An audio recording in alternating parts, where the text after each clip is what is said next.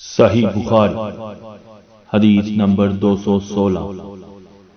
رسول اللہ صلی اللہ علیہ وسلم ایک دفعہ مکہ یا مدینہ کے ایک باغ میں تشریف لے گئے۔ وہاں آپ صلی اللہ علیہ وسلم نے دو شخصوں کی آواز سنی جنہیں ان کی قبروں میں عذاب کیا جا رہا تھا۔ آپ صلی اللہ علیہ وسلم نے فرمایا کہ ان پر عذاب ہو رہا ہے اور کسی بہت بڑے گناہ کی وجہ سے نہیں۔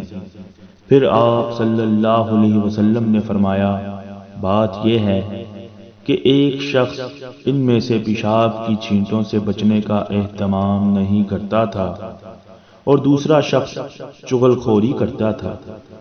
پھر آپ صلی اللہ علیہ وسلم نے کھجور کی ایک ڈالی منگوائی اور اس کو توڑ کر دو ٹکڑے کیا اور ان میں سے ایک ایک ٹکڑا ہر ایک کی قبر پر رکھ دیا۔ لوگوں نے آپ صلی اللہ علیہ وسلم سے پوچھا کہ یا رسول اللہ، یہ آپ صلی اللہ علیہ وسلم نے کیوں کیا؟ آپ صلی اللہ علیہ وسلم نے فرمایا، اس لیے کہ جب تک یہ ڈالیاں خشک ہوں شاید اس وقت تک ان پر عذاب کم ہو جائے۔